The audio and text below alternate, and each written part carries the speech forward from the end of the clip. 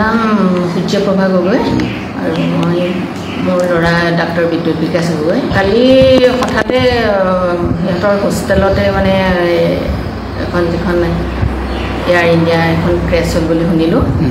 এই হোষ্টেলৰ ভিতৰতে আছিলে। হোষ্টেলৰ ভিতৰৰ পৰা সি আৰু শব্দটো শুনি ওলাই আহিলে।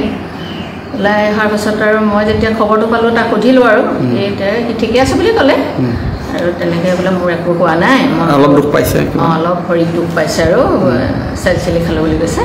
তাৰপৰা আহিয়ে বোলে মই এতিয়া ডিপাৰ্টমেণ্টত আছোঁ বোলে, ইমানেই আৰু সিমানখিনিয়ে ক'লে আৰু আছে ঠিকে আছে। এতিয়া হেৰি এটা আছে হস্পিটেলতে মানে মানুহখিনি ৰাখিছে গোটেইখিনি, হস্পিটেলৰ ভালকৈ ৰাখিছে বুলিয়ে কৈছে। ৰাতিপুৱা তাক ফোন কৰোঁতে ইমানেই আৰু বিশেষ নাই, বৰ্তমান বিপদমুক্ত।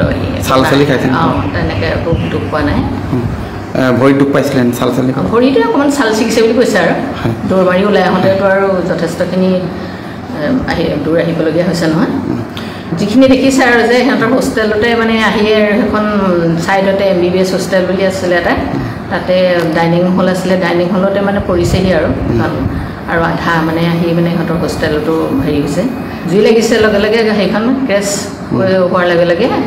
আৰু ল'ৰাবিলাকে ভাত খাই আছিলে বুলি কৈছিলে আৰু ভাত খাই থাকোঁতে মানে তাতে পৰিলেহি আহি। सर ने पूछा कि कैसे हुआ, तो मैंने उसके बारे में बताया और सब हाल चाल पूछा सब। और मेरे नज़रों के सब सामने हुआ था। मेरे खुद को भी बिलीव नहीं होता कि मैं कैसे उसमें से जिंदा बाहर निकला, क्योंकि थोड़ा टाइम लिए कि तो मेरे को लगा था कि मैं भी मरने वाला हूँ। लेकिन जब मेरी आँख खुल के मैं देखा ना तो मुझे लगा मैं जिंदा हूँ।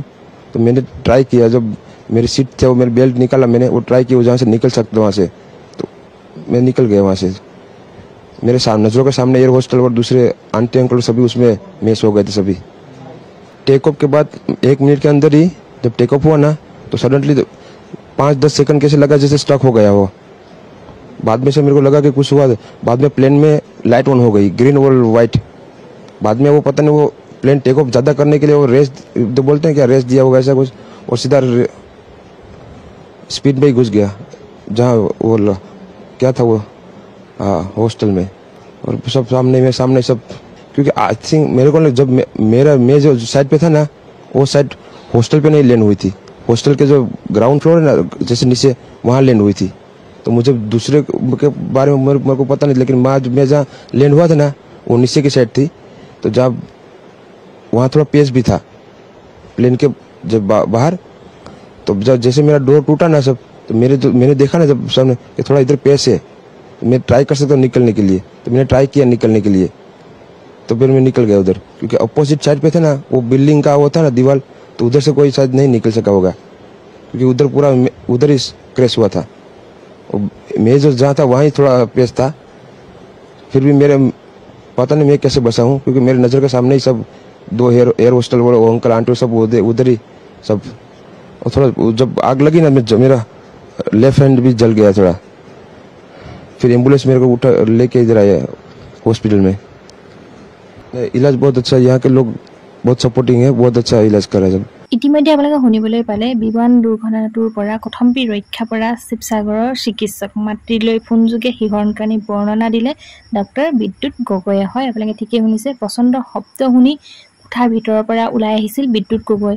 বুকু কঁপি যোৱা দৃশ্য বৰ্ণনা কৰিলে পুত্ৰই মাতৃৰ সৈতে। হয়, সঁচাই আচৰিত ধৰণৰ ঘটনা হৈ গ'ল। ৰাখে হৰি মাৰে কোনে, মাৰে হৰি ৰাখে কোনে, যেন এয়া কথাই সত্য প্ৰমাণিত হ'ল।